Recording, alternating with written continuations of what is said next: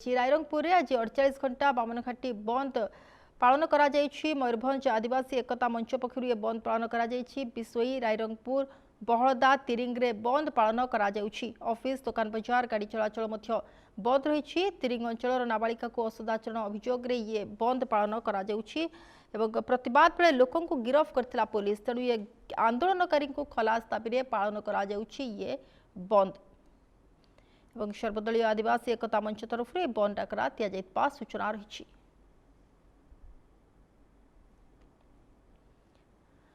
आज 48 घंटा बामनघाटी बंद। रायरंगपुर आज 48 घंटा बामनघाटी बंद पालन करा जाउछि।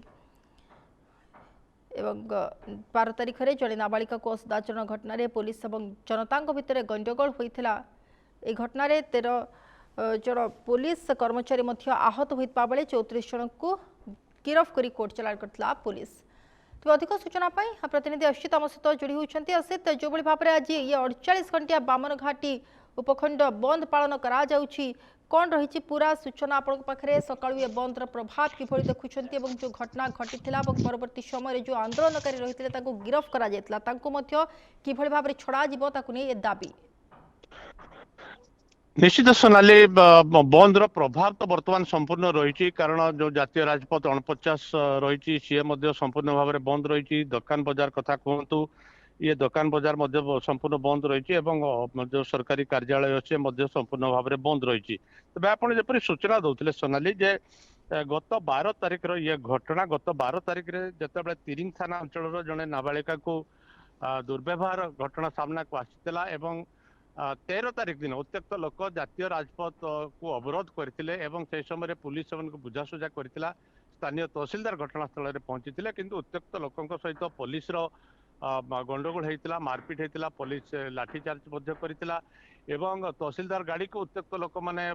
रास्ता कड़ को उल्टाई देते। मारपीट घटना गोटे सामना को आसीला एवं यही घटना 13 पुलिस कर्मचारी आहत होते। परवर्ती पर्यायर पुलिस कार्यानुष्ठान जो सामना को आसीला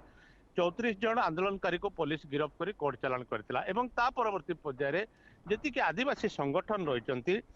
पाखापाखि 15 ରୁ 20 आदिवासी संगठन एकजुट होते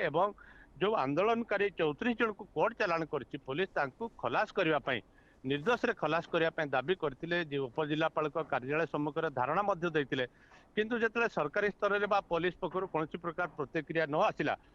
परवर्ती पर्यायर से जो बंद डाकरा 48 घंटिया बामनघाटी उपखंड जो रही बंद डाकरा देते जहाँकि आज सकाल 6टारू लागू होती। आज सकाल 6टारू परदिन सकाल 6टा पर्यंत ये आंदोलन ये बंद रहिबो एवं जेपर्यंत आदिवासी मान को जो आदिवासी 34 जन आदिवासी को पुलिस गिरफ्त कर कोर्ट चालाण करछि तांको खलास न करिया पर्यंत ये आंदोलन जारी रहिबो। बंद जदि 48 घंटिया बंद डाकरा दि जाइछि किंतु आंदोलन आग को मध्य जारी रहिबो से माने जहाँ सूचना दौरान। तेणु बंदर प्रभाव संपूर्ण भाव में रही। जदि आम कहवा सोनाली तेज 15 ରୁ अधिक आदिवासी संगठन ए सामिल होती। सब बड़ कथा बीजेडी आंदोलन में सामिल हो सरकार विरुद्ध रे विभिन्न प्रकार मंतव्य दवा को पछौना। तेणु बर्तमान बंदर प्रभाव संपूर्ण रही आम कहीपर। मुख्य दाबी जो कथा मुझे 34 जन को जो पुलिस गिरफ्त करी निशर्त भाव में खलास करवा ये दाबी रखी आदिवासी संगठन। सोनाली अनेपटे अशित देखो जो भाव में ये असदाचरण घटना कथा देखा ये प्रति जगार प्रति अंचल बढ़ी बढ़ी चली यार प्रतिवाद रे कोट ना कोट जिते लोक रास्ता को ओह्लाउछंती सेपटे जे रही अभियुक्त माने तांको मध्य कठोर दंडर गोटे आवश्यकता रही ये कथा अनेक अंश प्रकाश पाउछि। यही घटना को जो देखिए विशेषकर ये जो नाबालिका असदाचरण घटना ए घटना कौन अपडेट कौन रही देखो जहाँ आम पाखे सूचना रही सोनाली जे तिरिंग थाना अंचल जड़े नाबालिका को असदाचरण से असदाचरण अन्य जड़े संप्रदाय लोक जड़े युवक कर आम पाखे सूचना रही परवर्ती पर्यायर तांको गिरफ किंतु जितेबले आंदोलन करागला एवं जातीय राजपथ को अवरोध करागला यार प्रतिवाद करी पुलिस तापर जे एक्शन को आसी आप जो कथा कहते ये नाबालिका असदाचरण घटना धीरे धीरे केवल आम जिले में नुहे राज्य सारा ये देखा मिलूँ पुलिस कौटी ना कौटी गोटे क्विक एक्शन कथा जो सामना को आसूची ताहा हेई पारु नै जहा फल विभिन्न स्थान रे आंदोलन कथा कहतु जदि आम मयूरभंज कथा कहवा ताले ये आंदोलन मध्य गोटे उग्र रूप नेला जिते पुलिस तार क्विक एक्शन को शीघ्र एक्शन न नहीं पारिला सेते बेले परवर्ती पर्याय लोक मैंने आंदोलन को ओह्लैले एवं ओह्लैला परे पुलिस सहित धस्ताधस्ती कथा कहतु जो तहसीलदार को गाड़ी को भंगारुजा करने कहतु ये घटना सामना को आसिला पुलिस क्विक एक्शन तो गोटे बड़ कथा किंतु देखंतु अनेक समय आम देखू जे जेतबेले एभली किछि अभियोग पुलिस पाकु जाए से गुरुत्व ही घटना को दिएनी जोटा को ही परवर्ती समय एभली अभियुक्तंकर साहस को आहुरी बढ़ई थाए ठीक आप जो कथा कहते यार गोटे कठोर कार्यानुष्ठान निहाती आवश्यक मु जो कथा आप कहते पुलिस क्विक एक्शन नबार आवश्यकता रही हुए तो जो कथा आप कहते सहित मुझे लाइन टी एड करने चाहिए सोनाली क्विक एक्शन सहित गोटे कठोर कार्यानुष्ठान आवश्यकता रही आप जो कथा कहते परवर्ती पर्यायर हुए तो यह घटना सामना को न आसीपे तेणु निश्चित आम कहीपर पुलिस क्विक एक्शन और कड़ा कार्यानुष्ठान दुईटा सारा घटना सामना को शीघ्र आसवा दरकार जहा फल हुए तो लोक मैंने आश्वस्ति पाइबे नाबालिका न्याय पाइब किंतु यही क्षेत्र में जदि आम देखा पुलिस एक्शन जो विलंब आसला जहा फल लोक मैंने उत्त्यक्त हेले जो युवक रही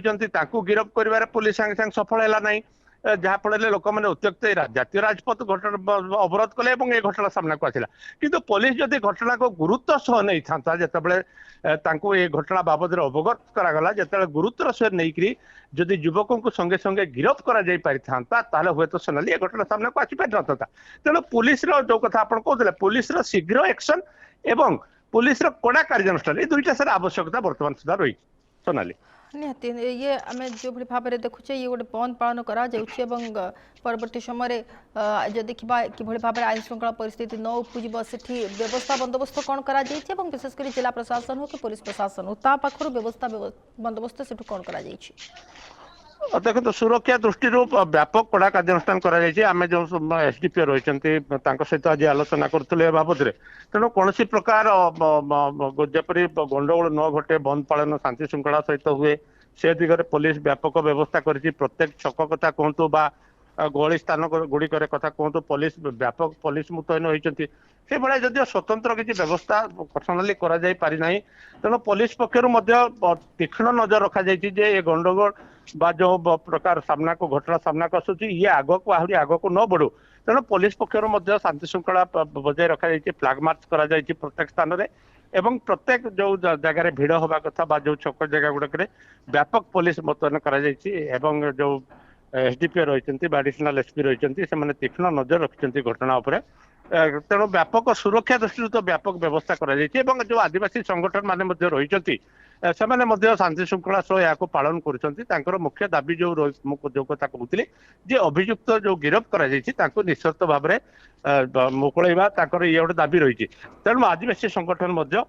कौन प्रकार व्यापक गंडगोल करने आग को आईन श्रृंखला परिस्थिति सृष्टि करने से